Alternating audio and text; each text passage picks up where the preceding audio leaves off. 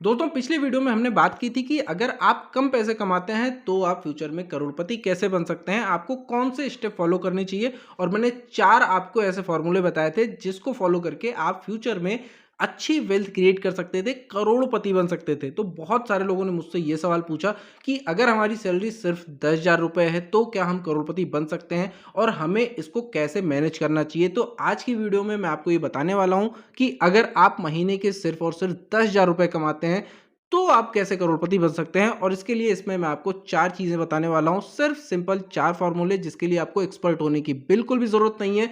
सिर्फ आपको ये वीडियो देखने की ज़रूरत है। ये वीडियो देखिए और उसके बाद डिसाइड कीजिए कि आपको करना क्या है। अगर सही लगे तो वीडियो को एक लाइक कर दीजिएगा। नहीं समझ में आए, जो सवाल आपके मन में हो वो कमेंट बॉक्स में लिख के ज़रूर पूछिएगा। तो चलिए वीडियो को शुरू करते हैं क्योंकि जानकारी ज़रूरी है।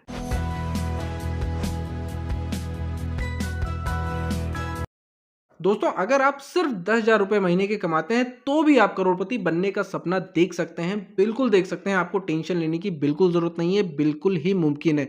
10,000 रुपए में ही आप अपने घर के खर्चे भी चलाएंगे और उसके साथ ही आप इन्वेस्टमेंट प्लानिंग ही करेंगे, क्योंकि करोड़पति बनने के लिए इन्वेस्टमेंट तो करनी पड़ेगी, वो चाहे जैसे करनी पड़े। तो मैं आपको बताऊंगा कि वो चीज़ें कैसे करनी है। तो सबसे पहले हम बात करते हैं कि जो सबसे सेफ तरीका होता है एफडी का। आपको हर महीने अपने 10,000 की सैलरी में से लगभग 3,000 रुपए बचाने हैं, यानी कि सैलरी का 30%। अब बहुत सारे लोगों का सबसे पहले मन में सवाल आया होगा कि यार एक तो हम 10,000 रुपए कमा रहे हैं, उसमें हम अपना घर चलाएं या फिर इन्वेस्टमेंट करने लगे 3,000 का। तो भाई मैं आपको ये बता दूं कि अगर आप 10,000 रुपए भी पूरे खर्च कर दोगे ना, तब भी आपकी लाइफ में कोई बहुत ज़्यादा फर्क नहीं पड़ने वाला है। और अगर आपको 15 भी मिल जाएगा, आप पूरे खर्च कर दोगे ना, तब भी कोई फर्क नहीं पड़ने वाला है। लेकिन जिस दिन आपके पास पैसे नहीं होंगे ना, उस दिन आप क्या करोगे, उस दिन कहां से लाओगे पैसे। तो जो आप 10,000 रुपए में लाइफस्टाइल मेंटेन कर रहे हो, आप उसमें से कुछ चीजों की कटौती करके आप उसको 7,000 पे मेंटेन करो, उसमें बहुत ज्यादा फर्क नहीं पड़ेगा। 3,000 रुपए आपको इन्वेस्ट करने हैं। तो इसमें बहुत सारे ऑप्शन है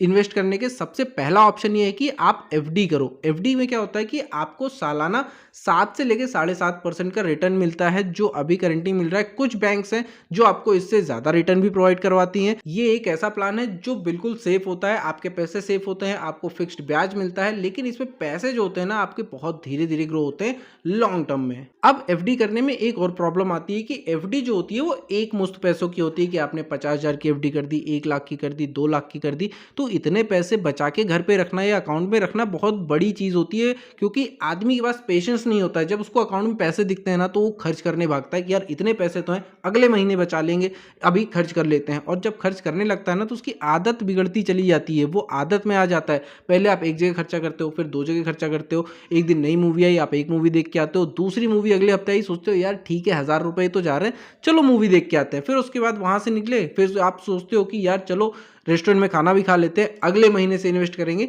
तो ये चीजें हो जाती है। तो आप एफडी का एक ऑप्शन होता है आरडी। आरडी क्या होता है, रिकरिंग डिपॉजिट। रिकरिंग डिपॉजिट में क्या होता है कि आप हर महीने आप एक अकाउंट खुलवाते हो, जो कि होता एफडी है, उस पर इंटरेस्ट भी एफडी जैसा ही मिलता है। लेकिन उसमें क्या आपके पास ऑप्शन होता है कि आपने हर महीने अगर 3,000 रुपए अपनी सैलरी में से बचाए हैं, तो वो 3,000 रुपए आप हर महीने उसमें डिपॉजिट करते चले जाओ, आपकी सैलरी से कटता जाएगा और वो एफडी में फिक्स होता चला जाएगा, जिस पर आपको बराबर जो सालाना रिटर्न है 7%, 7.5%, 8%, 9%, जो भी बैंक से आपने लिया है, हर बैंक का रिटर्न अलग अलग है, लेकिन जो नॉर्मली है वो अभी 7.3 का मिल रहा है। तो उस पर अगर आपने इन्वेस्ट किया है तो आपको आरडी करने से बेस्ट ऑप्शन है कि आप हर महीने जो भी बचा रहे हैं उसको डायरेक्ट जाके चुपचाप उसमें जमा कर दीजिए और वो जमा होकर आपको रिटर्न मिलता रहेगा। तो जब आप एफडी करते हैं, यानी कि एफडी में जब आपको रिटर्न मिलता है, तो 10 साल में आपके पास 7.5 लाख रुपए हो चुके होते हैं और 20 साल में आपके पास लगभग 13.5 लाख हो चुके होते हैं। और 30 साल तक अगर आपने लगातार एफडी की तो आपके पास लगभग 22 लाख रुपए हो चुके होते हैं। और अगर यही आपने 40 साल तक कंटिन्यू किया तो आपके पास लगभग 34 लाख रुपए हो जाते हैं, जो कि बहुत ही स्लो ग्रोथ है। इसको बहुत बड़ी ग्रोथ नहीं कहेंगे, क्योंकि जब हम इसमें इन्फ्लेशन को एडजस्ट करते हैं तब आज के टाइम पर इनकी वैल्यू जो है वो 18 से 20 लाख ही रह जाती है, जो कि बहुत ही कम होती है। इनकी ग्रोथ कम है, बस ये है कि ये सेफ होते हैं। इसको हम सिर्फ इतना कह सकते हैं कि आपने बचत की है, इसको आप इन्वेस्टमेंट नहीं बोल सकते हैं, ये सिर्फ आपकी सेविंग होती है। दूसरा जो इन्वेस्टमेंट ऑप्शन है ना, वो है म्यूचुअल फंड में इन्वेस्ट करना, म्यूचुअल फंड में एसआईपी करना। और ये एक ऐसा ऑप्शन है ना जिसमें आपको खुद का दिमाग लगाने की बिल्कुल भी जरूरत नहीं है। आप जिस भी फंड हाउस में इन्वेस्ट करते हैं, जिस भी फंड हाउस में आप एसआईपी करते हैं, उस फंड हाउस के जो फंड मैनेजर होते हैं वो अलग अलग कंपनी कंपनीज में इन्वेस्ट करते हैं जिसके हिसाब से आपको रिटर्न मिलता है। आपको ये टेंशन लेने की जरूरत नहीं है कि किस कंपनी के शेयर ऊपर जा रहे हैं, किसके नीचे जा रहे हैं। ये रिसर्च आपको नहीं करनी है। वो जो कंपनी है, फंड मैनेजर हैं उनके, वो ये लगातार एनालिसिस करते रहते हैं और उसी हिसाब से आपके पैसों को भी वो डिवाइड करके सभी कंपनीज में लगाते हैं जिस भी स्कीम में आपने पैसे लगाए हुए हैं। इसमें भी कई तरीके के म्यूचुअल फंड में कंपनीज होती हैं, जैसे कि आपने निफ्टी 50 में लगा दिया तो निफ्टी 50 में क्या होता है, जो इंडिया की टॉप 50 कंपनीज हैं, जो टॉप 50 कंपनीज हैं उसमें पैसे इन्वेस्ट होते हैं। इसके बाद आता है लार्ज कैप। लार्ज कैप में टॉप 100 कंपनीज होती हैं। फिर आता है मिड कैप। मिड कैप में लार्ज 150 कंपनीज होती हैं। और उसके बाद आता है स्मॉल कैप। स्मॉल कैप में जो 250 टॉप कंपनीज होती हैं वो होती हैं। और जब आप म्यूचुअल फंड में इन्वेस्ट करते हैं तो आपको किसी भी जगह से ज्यादा रिटर्न मिलता है। देखो, म्यूचुअल फंड में कुछ भी फिक्स नहीं है, ये मार्केट पे डिपेंड होता है। मार्केट ऊपर जाता है तो आपको रिटर्न भी ज्यादा मिलता है, लेकिन जब मार्केट क्रैश होता है, अभी रिसेंटली अक्टूबर से लेकर जनवरी तक मार्केट इतना ज्यादा क्रैश हुआ था, 12% से ज्यादा मार्केट गिर गया था। सारे जो पोर्टफोलियो थे वो रेड में चल रहे थे, माइनस में चल रहे थे। तो ये चीजें होती रहती हैं, मार्केट अप डाउन लगा रहता है, आपके जो फंड है वो कम ज्यादा होते रहते हैं। तो इसकी एनालिसिस करके ही इन्वेस्ट करें। अपने जो आपका जो फंड एडवाइजर है, आपका जो फाइनेंशियल एडवाइजर है, उससे सलाह लिए बिना इन्वेस्ट ना करें। किस फंड हाउस में इन्वेस्ट करना है ये जरूर से जरूर अपने जो फाइनेंशियल मैनेजर है उससे जरूर एडवाइस लेके करें, तभी इन्वेस्ट करें। मैं ये आपको बता रहा हूं क्योंकि आपको ये नॉलेज होना चाहिए कि आपको करना क्या है, करना कैसे है। अगर आप पिछला डेटा देखेंगे तो म्यूचुअल फंड ने अच्छा रिटर्न दिया है, 12 से 15% का रिटर्न तो दिया ही दिया है, लेकिन पिछले डेटा के हिसाब से फ्यूचर में क्या होगा ये मैं भी नहीं कह सकता और कोई भी इसकी गारंटी नहीं दे सकता है, क्योंकि मार्केट कब कहां चला जाए कोई नहीं जानता। अब आपकी सैलरी सिर्फ 10,000 है, तो 10,000 की सैलरी में आपने 3,000 रुपए बचाए, यानी कि 30% बचाए। तो इस 30% को कैसे म्यूचुअल फंड में डिवाइड करना है, क्योंकि आपको लार्ज कैप में, मिड कैप में और स्मॉल कैप में तीनों में हिस्सेदारी बना के आपको इन्वेस्ट करना है। तो अगर आपको सेफ चलना है, सेफ चलने के लिए, क्योंकि जो लार्ज कैप होता है, सेफ चलने की बात मैं इसलिए कह रहा हूं क्योंकि जो लार्ज कैप होता है उसको ज़्यादा सेफर माना जाता है, मिड कैप को थोड़ा रिस्की माना जाता है, और जो स्मॉल कैप होता है वो हाई रिस्क पे होता है, वो सबसे ज़्यादा हाई रिस्क ही होता है, लेकिन रिटर्न भी वो सबसे ज़्यादा देता है, लेकिन जब गिरता है तो सबसे ज़्यादा गिर भी जाता है। लेकिन लार्ज कैप में जो अप डाउन है वो बहुत हल्के लेवल पे चलता है, कि मार्केट जब बहुत ज़्यादा गिर जाता है तो थोड़ा सा नीचे आता है और वो धीरे धीरे बढ़ता भी है। तो ये चीज़ें होती हैं। तो जब आप 10,000 में से 3,000 रुपये बचाते हैं तो आपको लार्ज कैप में 2,100 रुपये, मिड कैप में 600 रुपये और 300 रुपये आपको स्मॉल कैप में हर महीने जमा करते जाते हैं। और जब आप ऐसा करेंगे तो अगले 10 साल में आपके पास लगभग 11 लाख रुपए होंगे, 20 साल में लगभग 25 लाख रुपए होंगे, 30 लाख में लगभग 75 लाख रुपए होंगे और 40 साल में आपके पास लगभग 2 करोड़ से 2.5 करोड़ रुपए होंगे। अब आप इसको कंपेयर कर सकते हैं कि जब हम एफडी में इन्वेस्ट कर रहे थे तो 40 साल में हमारा पोर्टफोलियो सिर्फ 33 लाख तक जा रहा था, लेकिन यहां पर अगर हम 40 साल तक उन्हीं पैसों को इन्वेस्ट करते हैं तो हमारा पोर्टफोलियो 2 से 2.5 करोड़ पहुंच रहा है। यार, कितना भी इन्फ्लेशन आएगा, 50-60 लाख आगे पीछे होगा, तब भी ये 2 करोड़ के आसपास तो पहुंच ही जाएगा। मैं फिर से कह रहा हूं कि ये कंफर्म नहीं है, मैं ये कंफर्म नहीं कह रहा हूं, सिर्फ अंदाजा लगा सकते हैं। जो पिछले सालों में जब से म्यूचुअल फंड शुरू हुआ है, जिस हिसाब से उसने रिटर्न दिए हैं, उस बेस पे हम कैलकुलेशन करें तो ये अमाउंट निकल के आता है। तो ये 2 करोड़ के आसपास पोर्टफोलियो आपका जा सकता है। और ये एक सेफ इन्वेस्टमेंट प्लान है कि आपने लार्ज कैप में ज़्यादा पैसे डाले हैं, मिड कैप में कम और स्मॉल कैप में सबसे कम, क्योंकि small cap high risk and होता है। इसके बाद तीसरी चीज़, अगर आपको और ज़्यादा हाई पोर्टफोलियो, ज़्यादा पैसे कमाने हैं तो आप एक चीज़ और कर सकते हो, लेकिन इसमें रिस्क थोड़ा सा ज़्यादा है। हमने पहले क्या किया, अभी दूसरे पॉइंट पे, कि हमने डिवाइड किया 2,100 रुपये हमने लार्ज कैप में, 600 रुपये मिड कैप में और 300 रुपये हमने जो स्मॉल कैप में किए थे। इसको आपको रिवर्स कर देना है, क्योंकि जब हम रिवर्स करेंगे तो स्मॉल कैप, मैंने आपको बताया कि उसमें रिटर्न ज़्यादा मिलता है। तो हम क्या करेंगे, 300 रुपये जो है वो लार्ज कैप में करेंगे, 600 रुपये मिड कैप में, और जो 2,100 रुपये हैं वो हम स्मॉल कैप में इन्वेस्ट कर देंगे।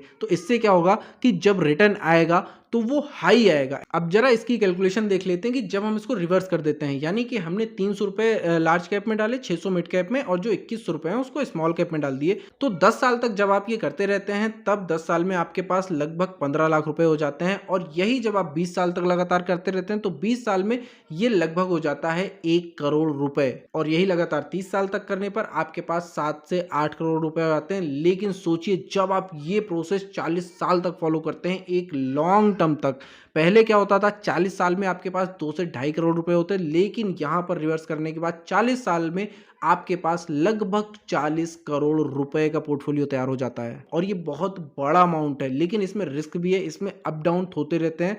लेकिन जो पिछला डेटा है, मैंने आपको बार बार बताया कि पिछले डेटा पे हम कैलकुलेशन कर रहे हैं। पिछले डेटा के कैलकुलेशन के हिसाब से अगर आप लॉन्ग टर्म में इन्वेस्टेड रहते हैं और लॉन्ग टर्म में इन्वेस्टेड जो भी रहा है उसको लॉस तो बिल्कुल नहीं हुआ है।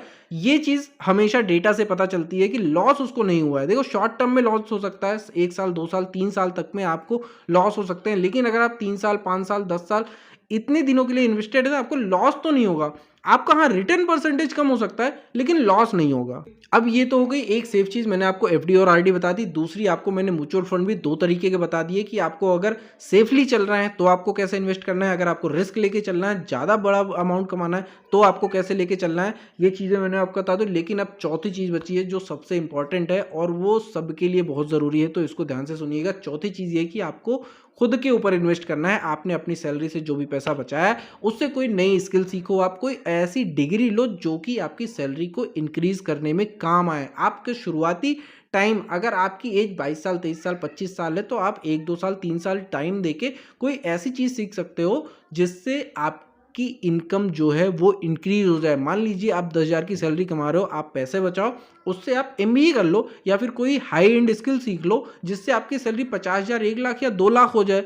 तो उससे क्या होगा, आपकी लाइफस्टाइल चेंज हो जाएगी और आप ज़्यादा इन्वेस्ट कर सकोगे। जब आप ज़्यादा इन्वेस्ट करोगे तो आप ज़्यादा जल्दी रिटर्न गेन करके ज़्यादा अमीर बन सकते हो, जल्दी से करोड़पति बन सकते हो। तो चारों चीज़ों में जो मुझे पसंद है वो ये कि खुद पर इन्वेस्ट करो, क्योंकि खुद पर जब आप इन्वेस्ट करते हो तो वो लाइफ टाइम चलता है। बाकी चीज़ें टेम्परेरी हैं, बाकी चीज़ों के लिए आपको खूब कड़ी मेहनत करनी पड़ती है, उसके ऊपर डिपेंड रहना पड़ता है। लेकिन जब आपके अंदर स्किल होती है तो आपको टेंशन लेने की ज़रूरत नहीं होती है। आप कहीं भी रहो, आप पैसे कमा ही लोगे और इन्वेस्ट करके उसको मल्टीप्लाई कर ही लोगे। अब आपने ये चारों चीजें सीख ली, लेकिन अब आपको करना क्या है? अब आपको चुपचाप से 5 चीजें फॉलो करनी है। सबसे पहली चीज ये कि आपको अपने खर्चों को ट्रैक करना है। आपको पूरे महीनों के खर्चों को लिखना है। आपने 1 रुपए की टॉफी खरीदी तो वो भी नोट डाउन करना है और सारे खर्चों को जब आप लिखेंगे तो आपको ये पता चलेगा कि आपके पैसे खर्च कहाँ हो रहे हैं, क्योंकि ज्यादातर लोगों के पैसे खर्च कहाँ होते हैं उनको पता ही नहीं होता है। आप खुद भी महीने में आखिरी में बैठकर देखेंगे कि आपने अपनी सैलरी को कहाँ कहाँ खर्च किया, तो आपको मोटे मोटे खर्चे आ जाएंगे। लेकिन बहुत सारे खर्चे ऐसे होंगे जो आपको पता ही नहीं चलेगा कि कहाँ पे खर्च हो गए, जो कि बेफजूल के खर्चे होते हैं। और जब आप ऐसा करेंगे तो यकीन मानिए 5 से 10% सेविंग आपकी यहीं से हो जाएगी। आपको पता चलेगा कि जहाँ फिजूल खर्ची हो रही है उसको आपको कट करना है और पैसे वहां से बचाने हैं। दूसरी चीज आपको ये करनी है कि आपको अपनी सैलरी से 20 से 30% बचाने का टारगेट रखना है। 20% तो बचाना ही है, अगर 30% हो जाता है तो बहुत ही अच्छा है। तीसरा, आपको म्यूचुअल फंड की एसआईपी करनी है या फिर आपको एफडी में इन्वेस्ट करना है। अगर आपके पास कम पैसे बच रहे हैं तो बिल्कुल भी टेंशन लेने की जरूरत नहीं है। आप छोटी रकम से शुरू करो, लेकिन शुरुआत बहुत जरूरी है। जब तक आप शुरू नहीं करोगे आप डिसिप्लिन नहीं हो पाओगे।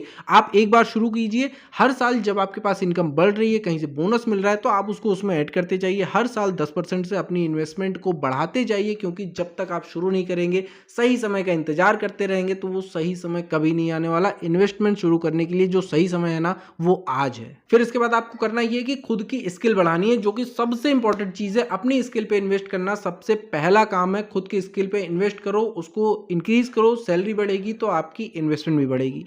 और यकीन रखिए कि जब आप कोई भी चीज़ डिसिप्लिन से करते हैं लॉन्ग टर्म तक, तो वो चेंजेस जरूर लेके आता है। चाहे वो इन्वेस्टमेंट हो, चाहे वो एक्सरसाइज हो, चाहे वो कोई नई स्किल सीखना हो या कुछ भी हो। जैसे कि आपने एक दोहा सुना होगा कि करत करत अभ्यास ते जड़मती होत सुजान, रसरी आवत जात ते सिल पर पड़त निशान। इसकी व्याख्या अगर आपने स्कूल में पढ़ी है तो अच्छी बात है, अगर नहीं पढ़ी है तो कमेंट बॉक्स में लिख के देना, मैं आपको उसमें पूरा बताऊंगा। वीडियो सही लगा हो तो एक लाइक जरूर से कर दीजिएगा और कमेंट में जो भी आपके डाउट हो, जो भी आपके सवाल हो, वो लिख के जरूर भेजिएगा। फिर मिलते हैं एक नए वीडियो में, तब तक के लिए जय हिंद जय भारत।